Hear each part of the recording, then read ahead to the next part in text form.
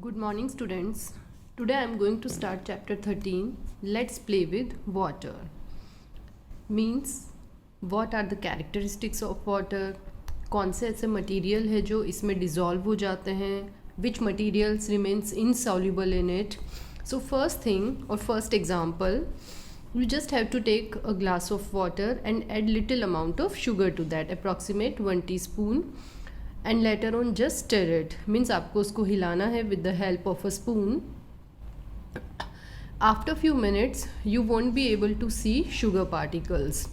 लेकिन जब आप उस पानी को टेस्ट करोगे you will see that the taste is sweet. इसका मतलब क्या हुआ? Sugar is still present in water but we are not able to see the particles. Now the same activity you have to do with 3 other materials. उसमें आपको क्या करना है? You have to take 3 glass and just fill it half with water. उसके बाद आपको इसमें अलग अलग तरह के मटेरियल्स को मिक्स करना है. फर्स्ट वन आप सॉल्ट लेंगे, second chalk powder and the third one will be sugar and just stir it little bit. हिलाने के बाद आप क्या देखेंगे? Which materials are still observable, कि जिसको आप अभी भी देख सकते हैं, और कौन सा ऐसा मटेरियल है जो आपको नहीं दिख रहा है. So what will be the result? You can not see salt and sugar but you are able to see chalk powder. तो हम क्या बोलेंगे इसके लिए कि salt and sugar these are soluble in water but chalk powder is not soluble, और you can say it is insoluble. अब soluble का मतलब क्या होता है? when material is dissolved by water, कि जब आप कुछ पानी में ऐड करते हो and it will get dissolved and you are not able to see that particles. इसका मतलब है कि वो dissolve हो चुका है, और अगर आपको दिख रहा है means this is not dissolved और वो insoluble है. So in this activity you will see that sugar and salt both are dissolved by water but chalk powder is not. तो चॉक पाउडर को आप देख सकते हैं at the bottom of the glass.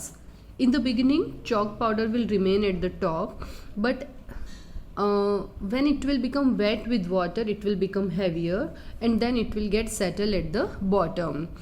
In the same way you have to do this activity with some different materials.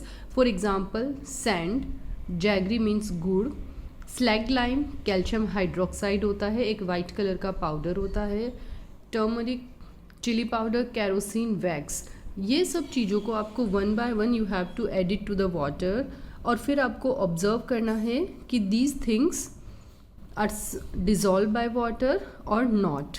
और उसके बाद आपको सारे रिजल्ट एक कॉपी में एक टेबल बनाकर लिखनी है. Now when something will get dissolve in water, इसका मतलब क्या होता है? वाटर में ऐसा क्या होता है कि it will dissolve these materials and later on you are not able to see that materials. Like sugar, जब आप इसको डालते हो after stirring you won't be able to see the sugar crystals. So what happens actually, अगर हम पानी का structure देखें, in this way water particles remains arranged. Water particle के बीच में आपको दिखेंगे कि ये कुछ स्पेस होते हैं, like few spaces are there among water particles. So when we add sugar particles or sugar crystals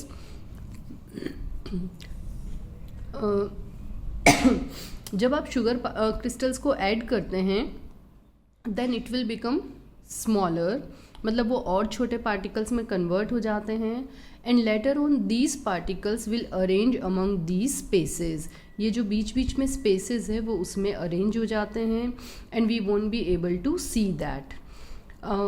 in other way same thing you can understand कि जब आप किसी फ्लावर पॉट में पानी डालते हो और यू प्लांट द वाटर, और आप इसको ऐसे समझ सकते हैं कि take little amount of sand in a glass and add little amount of water. Suppose half glass sand है, आपको थोड़ा सा वाटर ऐड करना है.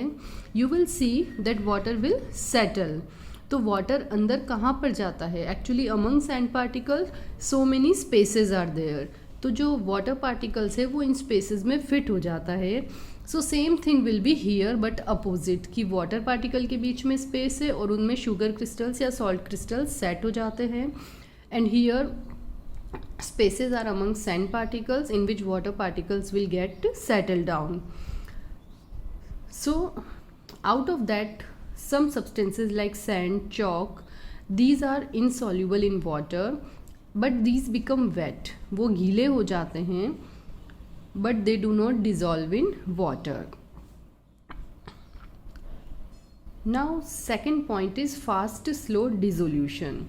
What is the meaning of dissolution? Water dissolve these materials. Okay, so dissolving of materials in water is known as dissolution, कि वो कैसे उसमें dissolve होता है. Now dissolution can be fast or slow. It depends on some of the factor, जिसे आप routine में भी एक्सपीरियंस कर सकते हैं. First thing, take 2 glasses of water and add little amount of means equal amount of sugar in that 2 glasses. अब आपको एक ग्लास को स्पून से स्टर करना है और दूसरी को just leave it like that. After 1 hour और आफ्टर फ्यू टाइम जब आप दोनों ग्लासेस को ऑब्जर्व करोगे, you will see some sugar crystals in the glass that you have not stirred.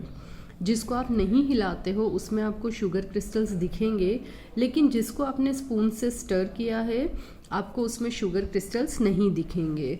So what happens by stirring? इसका मतलब क्या हुआ कि स्टर करने से या हिलाने से जो डिसोल्यूशन होता है वो फास्ट होता है. क्यों होता है? क्योंकि जब आप मिक्स करते हो, हिलाते हो with the help of a spoon, water particles they start to move faster. और जब पार्टिकल्स फास्ट मूव करेंगे they will become more energetic and their capacity will be increase to dissolve materials. So this is the effect of stirring on dissolution. One more effect is there, that is the effect of temperature. If temperature will be high of water then dissolution will be faster, और अगर temperature कम है तो ये इतना fast नहीं होगा. For example, आपने hot and cold दोनों milk पिए होंगे and when you add sugar to that it will be easy to dissolve it in hot milk as compared to the cold. आप इसको ऐसे भी कर सकते हैं. 2 ग्लास लीजिए, take cold water in 1 glass and hot water in other glass and put equal amount of sugar और salt you can add and then stir it. तो हिलाने पे किस में ये जल्दी से डिज़ोल्व हो जाएगा in the hot water and it will take some time in cold water. So इसका मतलब हुआ as we increase the temperature the rate of dissolution will be faster, because in hot water particles are already energetic, so the process will be faster.